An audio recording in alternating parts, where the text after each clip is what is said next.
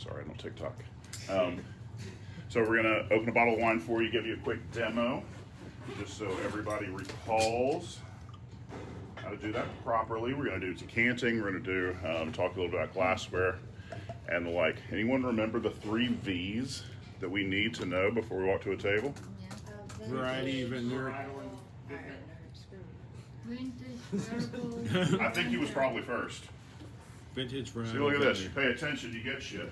Yeah, good shit. That's a nice bottle of wine. What is it, Mike? That's a Monmouthson Beaujolais Village, something I drink. I probably employ purchase for more from that one producer than anyone else in our portfolio. Great summertime bread. See? See? You pay attention, you get shit. All right, so vintage, vintner, varietal. Vintner, who made it, vintage when they make it, and varietal, what is it? So this is Architect Cabernet Sauvignon from Alexander Valley, 2000 and something or another, 2023. Make sure we have our serviette, we're gonna have our wine tool and the bottle. Label faces the guest. If you start with label facing the guest, you hook underneath the big lip, not the tall lip, the big lip, and reach way up inside that corner. I give it a little jiggle, get the cut started. I then spin 360 degrees, making sure my label always faces my guest. I know I'm gonna get to the edge. I know I felt it, I buckered up a second of this. And so if I have any doubt I screwed that up, I'm gonna go one more revolution, just to make sure I've cut it. If I know I've cut it all the way around, and then pull up, comes right off. Does not go on the table, goes in your nice clean apron. Put the knife away, get the helix of your corkscrew out on the downturn with the pointy bit facing away from your index finger. Come in at an extreme angle to the side where the pointy bit is down. The pointy bit is faced this way, pointy bit down, quarter turn. Twist until the lever faces the non-dominant hand, the one that never moves, in my case, my left hand. Thumb on the side, thumb on the top, up and up. I stop before I come all the way out. Get my serviette, wrap, remove my corkscrew. That way I don't have a corkscrew, and a bottle. 3 things, 2 hands. I need 2 things, 2 hands. I can then remove the cork, present the cork to the table, one way, shape, or form. Say, here you go, smell that. Then I'm gonna pour a taste from the customer's right side. What if they don't care to smell it or anything? That's why, just leave it on the table. Yeah, just put it on the table. Yeah. I mean, yeah, you don't have to like stick it in their nose. Like you got like a little Yeah. treat. Smell, bitch. Like, no, no. All right, Mr. Miyagi. I didn't have any choice. So then we're gonna come from the right side of our guest with the label facing them as we pour. We're going to pour, twist, wipe, present. Pour, twist, wipe, present. So they're gonna say yes, then you're gonna pour oldest lady to youngest lady, oldest man to youngest man. Host last regardless of all those things. So quick recap on that. Glassware. When we talk about glassware, generally speaking, white wines are going to be a little bit narrower in the bowl and come up more to a tight tulip at the top to concentrate the aromas.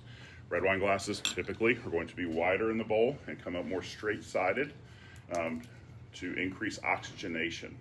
We talk about wines, think about steel in the ocean. What happens? It rusts. It reacts to the presence of oxygen, oxidizes. So in wine, we oxygenate the wine to break down the complex molecules of polyphenols, which are the things we smell and taste. When there is a glass like this, how much air can touch it? Just the surface area here. When we swirl it, we increase the surface area of oxygenation, right? So what happens when we decant? Lots of surface area. This is a big ass glass, right? And it looks, there's a pageantry to this. When you decant for a table, there is, you know, everyone in your section is looking at you. Everyone in the restaurant knows that this table bought an expensive bottle of wine that you had to decant. What do you think that makes them feel like? It makes them feel good. You know, they got recognized for their purchase very publicly. And so there's a pageantry to doing this. So you're going to need some of the same tools. You're going to go through the same process of opening, the same process of tasting, because you don't want to decant a bottle that is corked. So we make sure they say yes, that we're going to decant. I like to, the proper way is to not touch anything. I actually like to shove the wine neck really deep in the bottle and pour the wine against this side, and watch what happens when you do that. Like this is a bad example of straight sided, but see how it glugs down the side and it looks really cool. This is actually called a South African decanter because you probably have an insert that goes in this. So you can like put the bottle in and flip it upside down. Yeah. So this isn't made like a traditional decanter. And a traditional decanter that has flared pour spouts on the top, that goes really elegantly and it swirls the wine all the way around. This is actually meant for a different style of decanting. But nonetheless, that is how I would present it to a table. Now look, you're gonna need this every time you pour. And so a great way to do this is to put this on the table with it. Are you gonna shake it like that? It's got a little shit, that's what it was, but Oh yeah, but see when you do something like this with a traditional neck, see how it's so much easier to insert all the way in like that? With a straight neck, because this style is meant to have a stopper in it, it's a little bit different. See, I normally do this, same thing they're doing in the glass. Okay. And then when you put it on the table, you're gonna need this guy anyway every time you pour. And so why don't we do something like this and put this on the table like this. That way, when it looks really nice, it's gonna catch drips, keep them off of our tablecloths. And also you're gonna need this anyway. And so you're kind of storing it there because when you pour from this, you're 100% going to drip. And it's actually quite easy. So don't feel intimidated like somehow this is crazy to pour out of. Like I got all the way to the bottom because I wanted you to see. Toward the end, you're gonna have to, we're almost upside down. And so don't be intimidated. It feels awkward, but quite easy. Didn't spill a drop, right? And so don't be afraid to have this thing upside down when you're at the end. You're gonna absolutely have to, it's a thing.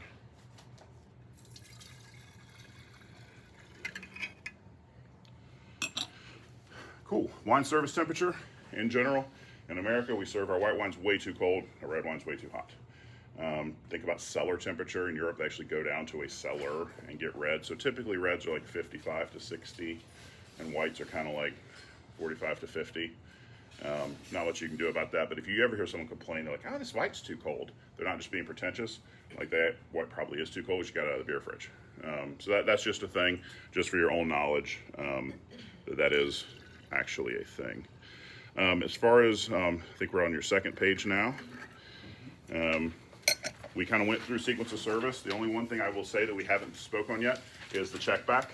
You know, what do we all do when we drop food at a table? We wait until they've got a big old mouthful of food, then we come to check back to see how they're doing. They're, oh, I'm doing fine. And you're like, yeah, I didn't want to talk to you anyway, thanks, bye. Like, you know, we're gonna do the same thing with wine. Sometimes they didn't catch it was corked. And so once some air hits it, all of a sudden they're like, actually this is off. And so we do like a 2-minute check back. We come back, everyone really enjoying that wine? You know, fantastic. And so that was the only note I wanted to make there. So next page. Are unfiltered, though, okay, decanting also? Yeah. Process? So the gentleman's asking about unfiltered and fine wines. Sometimes, especially older wines, it will do what's called throw sediment.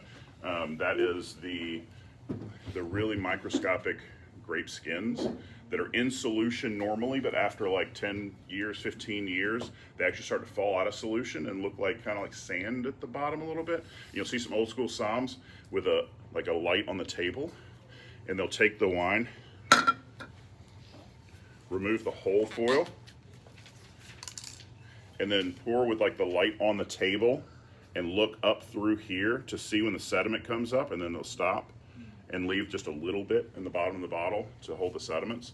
100% a thing. Don't know if you've got wine that would need that, maybe on some We of got the... a 40-year-old Bordeaux. Then yes. So in that case, you would do something like that, and you just look up through a light source. You know, the candle on the table is perfect. On a sommelier cart, like in a Michelin star restaurant, the cart will actually have that, and they'll have a cradle for the wine and everything. And but yeah, for you, if you are opening an old bottle, there may be, it kind of looks like purple sand. And when you see that coming up to the neck, you kind of stop and let it settle. And so they may lose just a little bit in the bottom of the bottle. And you just tell them that this wine has sediment, and we're just filtering that out. good question. All right, next page. Sorry, I'm following along with you guys. Versus the area to the screen. Yeah, For 7 you could screen it through. Okay. You can certainly do that, but 99% of the time you won't need to. Can you still drink that 40-year-old wine? Yeah, Okay. yeah. I've That's had from Barberas back to the 50s. Oh wow, that's from '85. Yeah, for sure. All right, let's make some little shanks here. All right, ask smart questions. Here's how most people greet tables. Hi, my name's Matt. We take care of this eating. Can I start you off with something to drink? Hi, I'm someone who really doesn't care about making more money. You know, can I take your order, please? Is basically what you're saying. And so we can start to ask smart questions of our guests. You know, if they are looking at the list, we can start to ask things like, oh, I see you're looking at our wine list. You know, can I make any recommendations for you? Or are we looking for a light and crisp wine or a full and heavy wine? We're looking for white, red, sweet, dry. We can start to ask questions. When they order an entree, have you considered our wine list? You know, can I recommend a pairing for you for that? What do you normally drink? And so instead of being an order taker, we can be a little more proactive with our questions. And what the translation is, I would like your bill to be higher and your experience to be better, so you will tip me more. Can I assist you with that? Right? That's the difference from just saying, my name's so-and-so, can I take your order? And being a suggestive seller and really putting that out there. We talked about last time I gave you all the different grapes and kind of the flavors. Well, now I've distilled that down even more to a categorical list of styles of dishes: shellfish, poultry, pasta, beef, the grapes that generally go with that type of style of dish, and the region in which those grapes are the best. I'm trying to distill all the geeky som knowledge into something super easy to follow. Like, I have a dish of pasta, I could put Sangiovese with that, I could put this with that. It's not a hard and fast rule, but it's going to get you in the ballpark, and being in the ballpark is 90% of the battle. All right, before we start taking some wine, we're going to do one quick note on suggestive selling. Putting ideas in people's minds and then having them taste that idea is a thing. Way back when I was waiting tables at the Trellis, old school Trellis, and I used to sell a wine called Ranella Basket Press Shiraz. And Australian wines were super hot, like 25 years ago, and people really loved them. And it was a $50 bottle on our list, and I could sell it to every table. And I was like, it's like a blueberry cobbler with cracked black pepper on top, like tons of blue fruit and spice and toastiness and people got that wine and they were like, oh my God, it does taste like that. You are suggestively selling. You are putting an idea in their mind, and then they are going to taste it, trying to find that idea, and they're obviously going to make the link. And so it's a part of suggesting things that would improve their experience and better your check average. So with that, we're going to start trying wine. It's a little bit rapid fire here because we do have a lot to taste. If you don't F this up, you're going to try a lot of cool stuff because I brought like hundreds of dollars worth of wine that you're all going to get to try. You will also notice that it is basically cool, like the white wines aren't super cold. That's how we should taste wine critically. Why do we serve Bud Light ice cold? Because it tastes like piss. Because we really don't want to taste it. We just want to have something cold, wet, and alcoholic. And so when we talk about wines like this, when you chill things down, your flavor receptors shut down, and so you don't taste it. When we talk about wines critically, we want to do a couple things. One, we don't want to take it like a shot of Jack Daniels. You want to move it around your mouth, count to like 10, really feel the essence of it. You know, we're tasting, not drinking. We do encourage spitting just because this is a lot of wine, and we don't want to leave you buzzed. And if you can do this in a professional manner, then you might get to do this a lot more. Cool. When we talk about wine and wine crafting, we have to realize, one, it's for the guests, it's not for us. We also have to think about how does it fit in our list. One thing I talk about a lot is called the 3 bears principle. Baby bear, mama bear, papa bear. If we're going to pour multiple of the same thing, they need to be vastly different. They need to be from different regions, they need to be from different tastes, they need to be at different price points. And so if you have 5 of the same thing at the same price, you're not doing yourself any good. You know, I want something inexpensive from this region and maybe like a Napa Valley, something that's expensive for this region, and then I can upsell to that, and then that correlates to something on the bottle list. If you have a guest coming and get a glass of wine at the low end, maybe they're coming in at a nice date night, and you can suggestively sell the high-end bottle that's by the bottle only, and it's, you know, we talk about like we're like a drug dealer. It's like we get them hooked, and then we sell them something expensive. Like it's the same thing. We get them on the buy the glass stuff, and then we have a corollary on the buy the bottle list that's maybe 3 times that price, that on special occasions we can upsell them to, right? And so we taste wines, we're going to taste like 3 Sauvignon Blancs. We're going to taste 3 Cabernets. We're going to taste things to really taste the difference in the varietal, but also to see, do we have different customers and can we differentiate in between the different flavors. So we're going to start with rosé. So it's on your tasting sheet. This is from Provence. I'm good. Sorry, I used that one to try to Oh, we're gonna buzz through and give you the core of this. So Provence is in the south of France. This is a style of wine that dates all the way back to the Romans. Marseille was an kind of the entry point of. Is this yours? No, that's yours. Right? Yeah, that was mine. No, that one's yours. That's right. Oh, I'm sorry. Well, I used your It's last. mine. When you guys have a Bud Light with glasses today. This is your second glass. Look at this. There we are. Sorry about that. No, you're All right, so this is where the Romans kind of made their ingress into Gaul at the time, which we know is France. And as the Romans were advancing, water was a thing, and they couldn't drink the water. And so each soldier got 1 liter of wine per soldier per day, and they rushed to make wine. And so this is 100% red wine. Now, red wine, the pigmentation does not come from the juice, it comes from the skins. Cabernet Sauvignon is crystal clear when you first press it. All the pigmentation is in the skin. You soak skins and juice together and you make red wine. So all the grapes in here are red, but it only stays soaking juice and skin for like 6 hours. And so it has this pale color. They were rushing to make it back in the Romans' times. Well, this stuck around. This became a thing.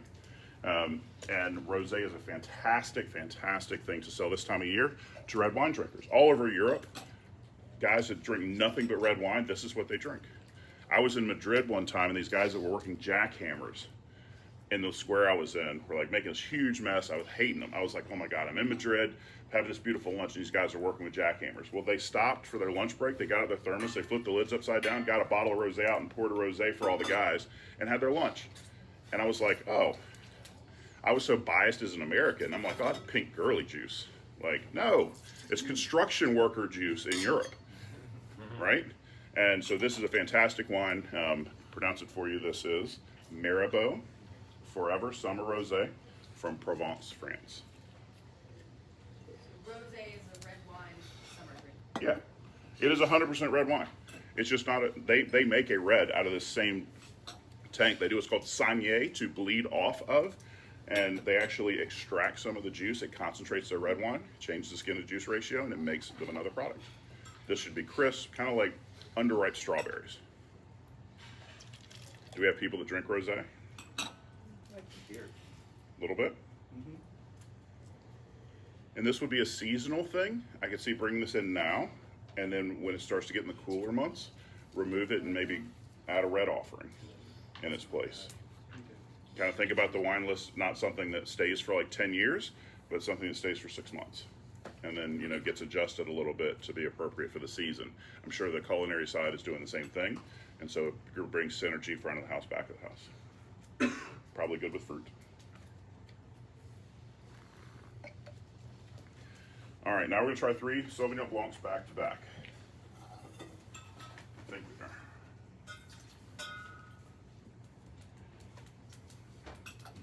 There's 2. That must be this. And due to my wonderful warehouse, we're gonna try 2 Sauvignon Blancs back to back. But this will definitely tell the point. So we're doing a Marlborough New Zealand Sauvignon Blanc, the Alan Scott, and the Emilo Sauvignon Blanc. This is made by Jenny Wagner, Chuck Wagner that makes Camus. This is his daughter. This is daughter? Jenny Wagner, Emily. Yes. And what I want you to try, I'm gonna buzz the whole room with the Marlborough New Zealand Sauvignon Blanc, and then I'm gonna come right back with this one.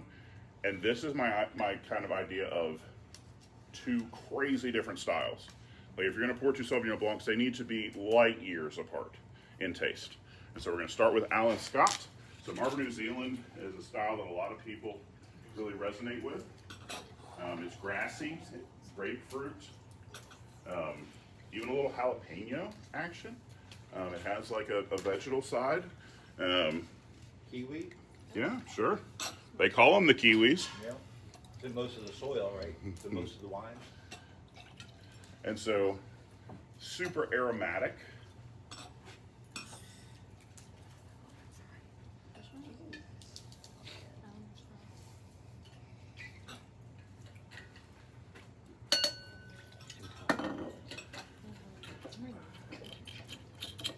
I mean, if you can't smell that, something's wrong with you. Like it is, it's up there. Smells good. I find that older clientele really gravitate to this because as you age, you lose taste. You lose taste buds and experience. And so this is something they're like, I can taste this. It doesn't, how many times you pour something, that kind of tastes like water. Or how many times do you pour an old lady hot tea and she's like, the water isn't that hot. Well, yeah, like a million times. Because she has nothing left. Like it's been burned so many times, right? And so this is something that I think works really well for that clientele. Now we're coming immediately back through with Emilo Sauvignon Blanc and taste how wildly different this is. So this is going to be from California. Yes. Emilo was her childhood nickname. Her grandmother is Italian, called her Emilo, which means little sweet one.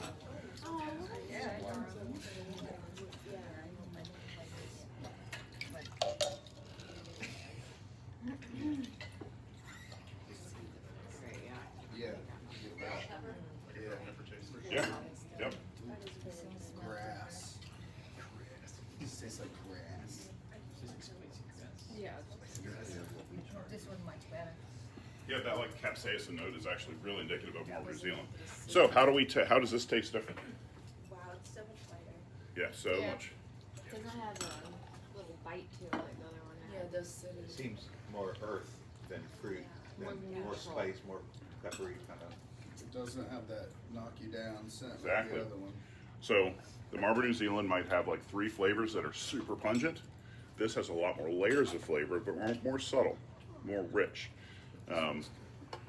Where one is going to go with like goat cheese and things really acidic in a dish, this could go with a creamy dish. Where you wouldn't necessarily want to put the Marlborough New Zealand Sauvignon Blanc, because what happens when we put lemon juice into cream? Curdles.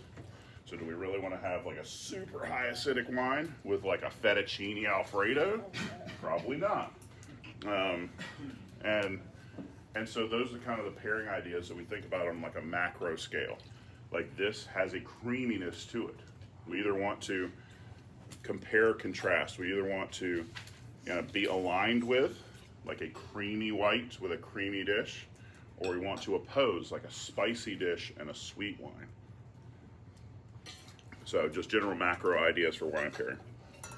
Do we see how if we had both of these on by the glass, you could see the difference and you could sell the difference because they're two different customers. And that's so important when we're like thinking about menu crafting. We're taking care of multiple people. So many times we have conversations, I know we've had these conversations, but we've got this wine, and we have one person that comes in and they buy like a case of it across a month. And so we keep it on for this one person. Well, that's fine for the one person, but like we want to take care of like, where can we reach the 90%? And I think 90% of people would fall in between these two. Like I might not. I might really want a Sancerre. But I'm in the minority, and I would come in and spend $18 a glass for Sancerre, but maybe not everybody. And so like, your by the glass list is like geared at 90%, and then the 10% that it doesn't fit can go to the bottle list. And when they come in, you have those options for them there. And so this is mainstream America. This is like, we want everybody that walks through that door, we want to have a glass of wine for them. And hopefully two. Anyone have a preference? Would you like more of the Sauvignon Blancs? Anyone for I like the first one? The Island side. Yeah, The second one, second one, second one, second. And guests will also, they'll tell you, New Zealand or The something. first one's a little Yeah. bit more memorable. I like that one. And it No, smells those, better. my warehouse is awesome. They sent me something else. I like the red one. I've never tried an Italian. Yeah, I know. That was, and it's from Friuli, and I was like super excited about it because I do love that wine. They actually sent me a Prosecco instead. Same region. But just to have a third option, you know, something unique, something different. And things like that, you know, maybe, you know, you don't have the New Zealand, you have the Italian, and maybe that's something they can only get here. Yeah, that might be a good idea. You know, and so something we can follow up with. And so that was why I put it on the list, because, you know, sometimes those unique things, oh my God, they've actually never even heard of Italian Sauvignon Blanc, oh my God. And so they can actually come back for that experience. All right, where are we going next? We going, Italian Sauvignon? no, we're going down to Pinot Noir. I like how they're all Oh, ready. yeah, no. Annabella Pinot Noir, correct? Yep. Different regions, we haven't had any. What about Yeah, the Chateau? I know. We've had I'm sorry, my We dear. already did.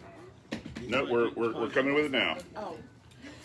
All right, we're doing 3 Pinots. So yes, it does say Russian. Why does it say Russian? 18, come on, Braid. 1853 or 47. The fur trappers that were coming over to California at Fort Ross were from Russia, and they actually staged before they came over in France and brought grape clippings with them, and were there trapping furs. And so the Russian River Valley is named for the Russian fur trappers that were stationed at Fort Ross Seaview, and they were the original grape planters in 1850-ish. And so that's the name that's why the region's called the region. Full of all kinds of knowledge. All right, 3 Pinots. What? How are we on time? We're good, so people gotta start getting ready for lunch. Cool. We're rushing. 15 minutes, we're good. Cool. All right. So again, same concept. So we're going to do a French, and then have 2 options for the Russian River high-end Pinot. Again, very different regions, very different tastes. And so this is Haute Blandeville. It's not the hot Blandeville. It's Haute Blandeville. Oh, there it is. Oh, they said oat, like oats. Yeah, it is. That's how it's pronounced. Is H-A-U-T is oat. And there's 2 really famous Bordeaux's, Haute Bage and Lynch Bage. When I waited tables, I called them hot bags and lynch bags. Candy looking a little hoot today. Looking Haute.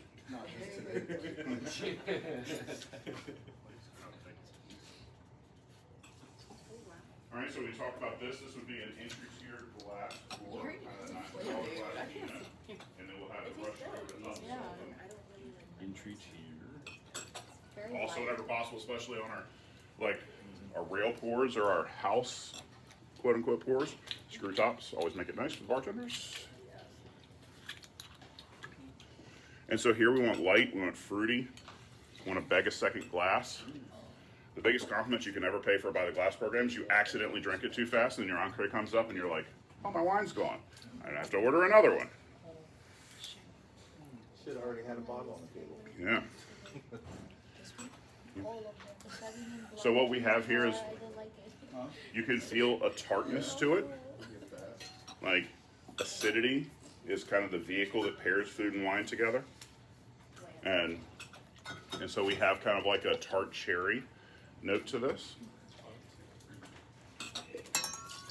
Now that's going to be a massive contrast with what's coming next. I've listed next. Okay. So we are going to have 2 different wines from the Russian River Valley. And we have kind of tart and acidic and rich and fruity. And Pinot Noir should never be heavy.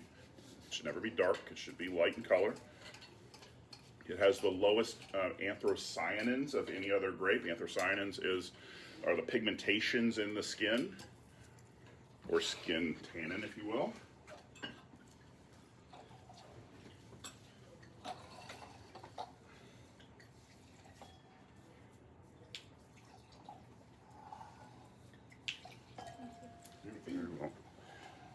All right, and can we notice the contrast of style And a Russian River Pinot, it would be like $14 a glass. It smells so much better. Bless you. Must have been the bouquet. Wait now. I was gonna say, you don't sneak up on anybody, do you? Wait. Who said golly? This is the Annabelle. Yes. Yeah, I like All right. All right. Can we taste a big change there? that. It's so much better. Yeah. Much better. More aromatic. Sort. A little bit more of what kind of we're used to in America.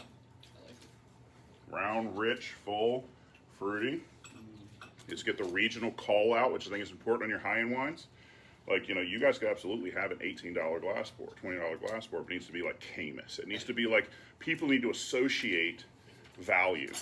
And so we want to make sure on our high-end pours that they have it's Napa Valley, it's Russian River, it's Barolo, it's whatever. It's a name that people associate with money. All right, now immediately behind that, we're coming through with Michael Pozzan.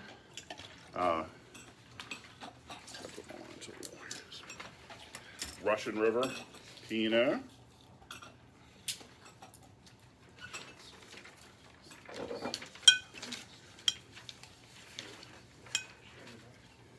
Now this will be interesting. So it's same region, same varietal, same vintage, just a change in vintners. Same years. Same years, everything. Yep.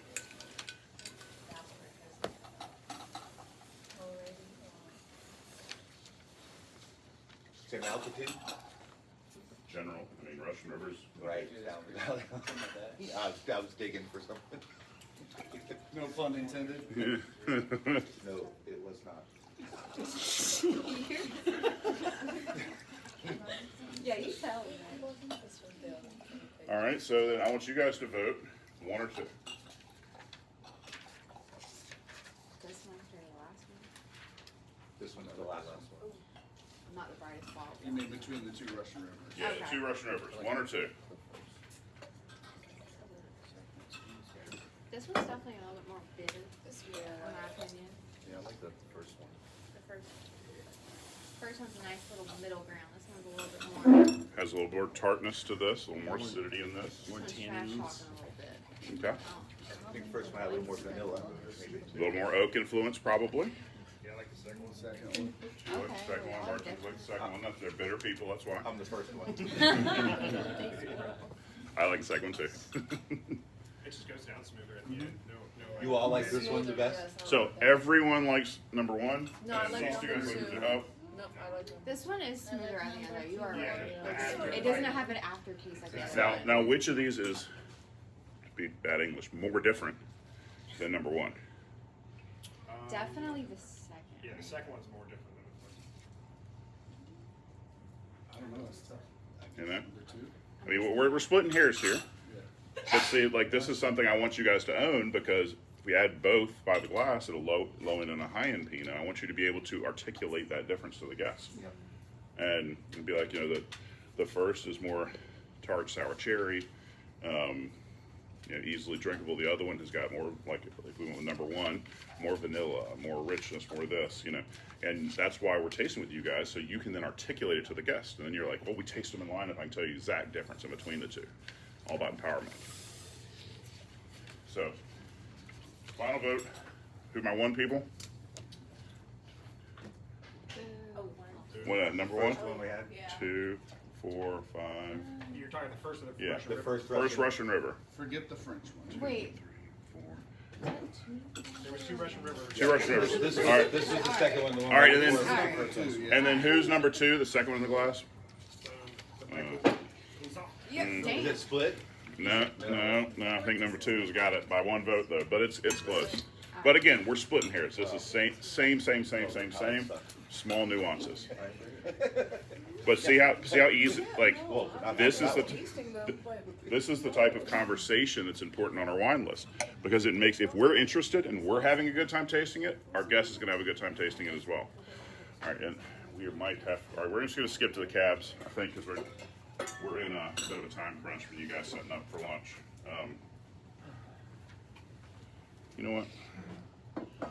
we'll do a little. We can do a speed. Yeah. Say, we can. Okay. We'll do a speed run. So I need this. If you guys like lock in, dial in, talking to a minimum, we're gonna roll.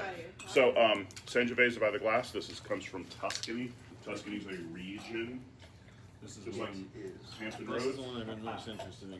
Yeah. Because people go, can I get Sangiovese? Yeah. Yeah. Yeah, I Those people were at this Yeah. Yep. And so Tuscany region, Sangiovese grape.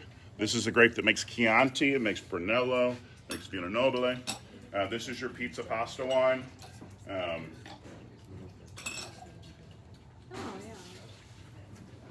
yeah. She's cute. I'd swipe right on her. This is kind of an all day, every day, easy pairing with a lot of different dishes. I like that. Yeah, I feel like Makes it's me want very to say like plain. Sangiovese. Yeah. Yep. it's like So a slight t-shirt. peppery note. I think it's be really food versatile for you, and it's an easy thing to just recommend. Someone's coming in looking for just a house red that you guys have. This would be a fantastic option for that, and the price point is really good. All right, keeping it moving.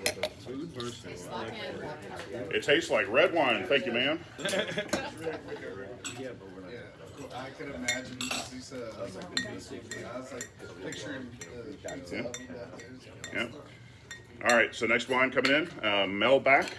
This is Sebastian Zuccardi. Sebastian is unique in Melbach producers because he doesn't believe in oak usage. He actually has had more 100-point scores than anyone else in history with unoaked wines. He has 11 100-point scores under his winery. So is it use stainless steel or?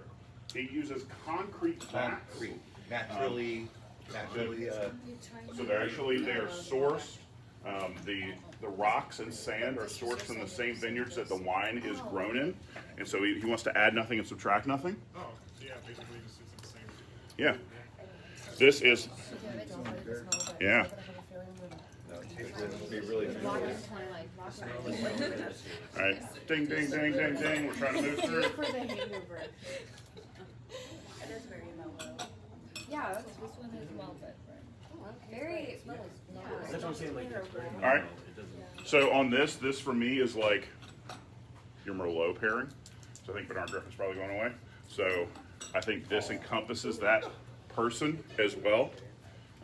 Someone who's looking for something with deep, dark, rich fruit. We've got a kind of peppery spice. Melbeck has like a sweet fruit in the beginning and a peppery spice finish, but very dry. They would pair this with steak, big asados, charred meats. The tannins on this are low. And so like our Cabernet Sauvignon goes with meat as well, but it's super high in tannic acid. This is going to be much lower in tannic acid. That is very good. Yeah, great wine. 93 points, like for by the glass wine is pretty big. All right, we're gonna do 2 Cabernets, and we'll talk about the third. We're gonna start you with a North Coast Cabernet Sauvignon. Broadbent North Coast Cab. North Coast is about 10 degrees cooler than Napa Valley and Sonoma.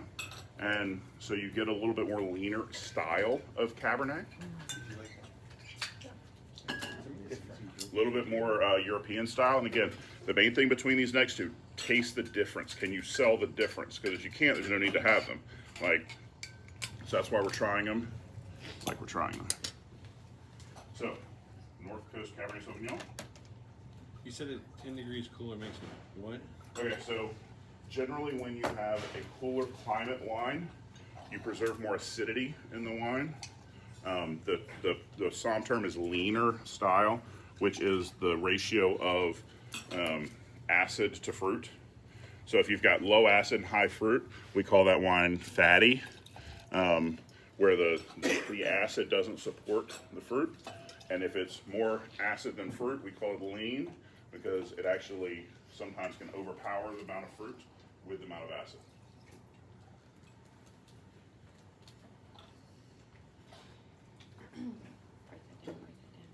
That's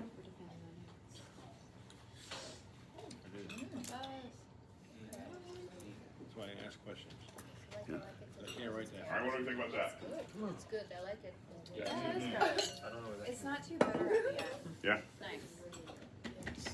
Broad mint. Yep. You can get the oak, you can get the flavor, you can get everything in there, but not too heavy. And this would be like, $10, $11 a glass, and then we'll go up to something that's like $14, $15 a glass. And again, we have to taste the difference. We have to appreciate the difference in between the two and be able to sell the difference in between the two.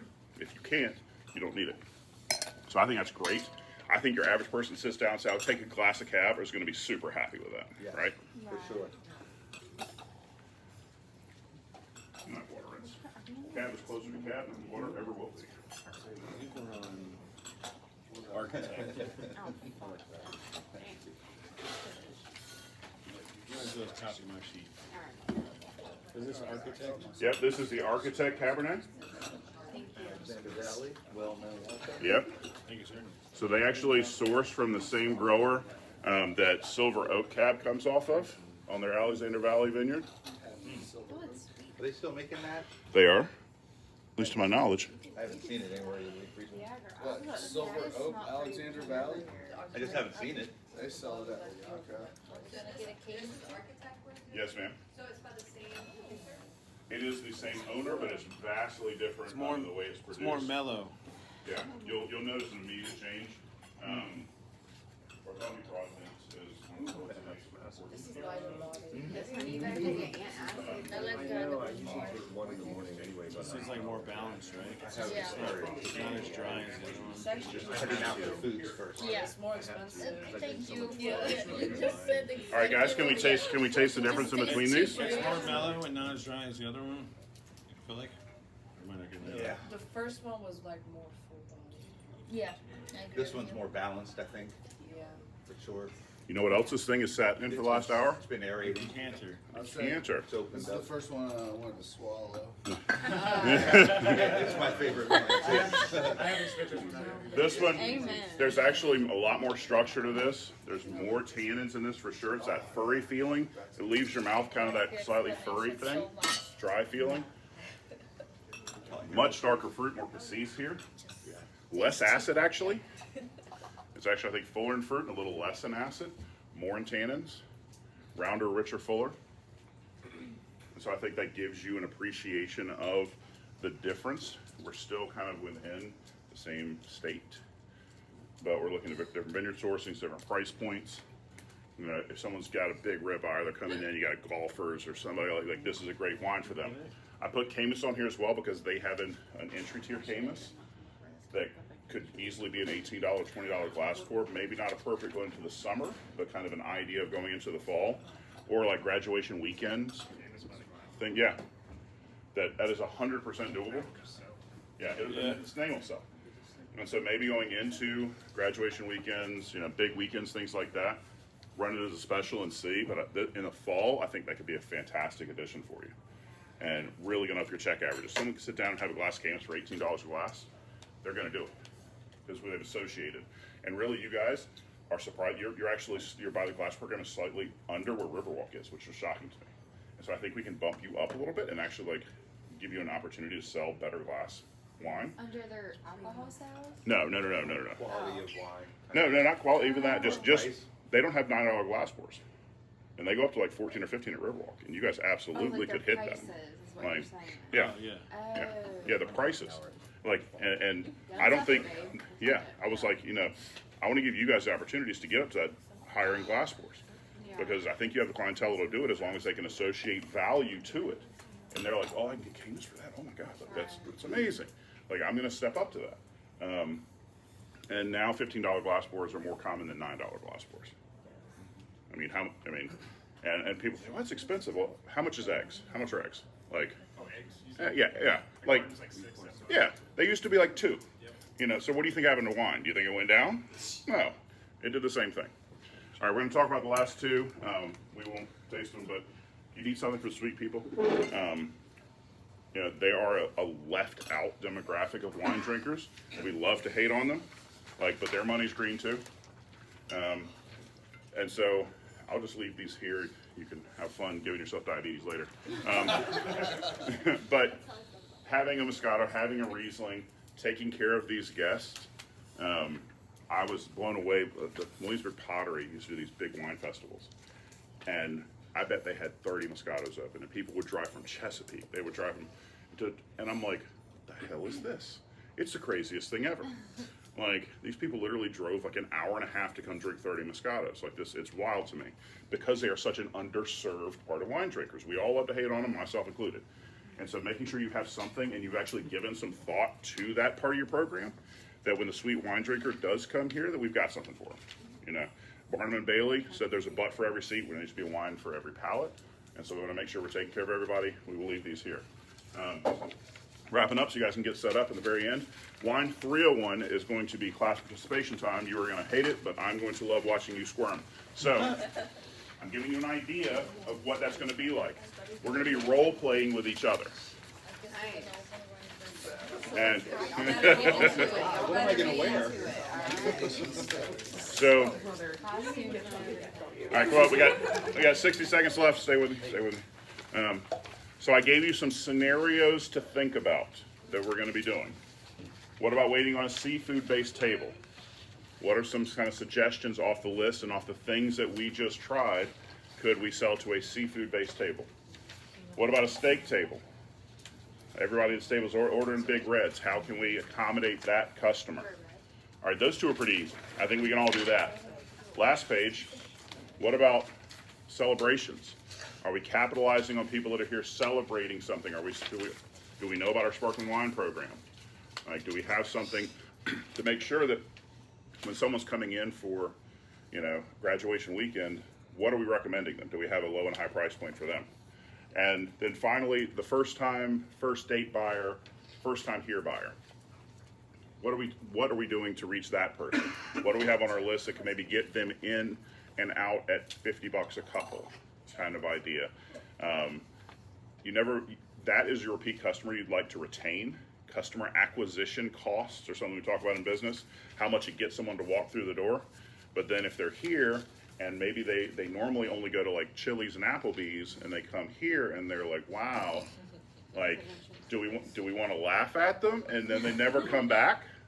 Or would we rather them say, wow, this is how the other half lives, like, shoot, I want to be here and come here more often. And so that is another scenario that we as salespeople have to do. We're not always going to have the group that's going to come in and spend $500 on a four top. Like, a lot of times you've got a $30 a person budget. And so how are we accommodating that person and making sure we're retaining that customer and then getting them to come back through the door? Application. Yeah. But it is huge. It's a huge part of business. One of your biggest expenses in any business is customer acquisition. And so if we've acquired them, if they're here, let's retain them. So those are all scenarios we're going to role play in 301. Any questions? I do not have that online. No, you did. Thank you. I might have run out of Good paper. question. Yeah. I've killed a lot of trees over the last couple of weeks. I'm doing this 5 times a week. So, any questions? Awesome, guys. Thank you so much. Thank you. Thank you. Thank you.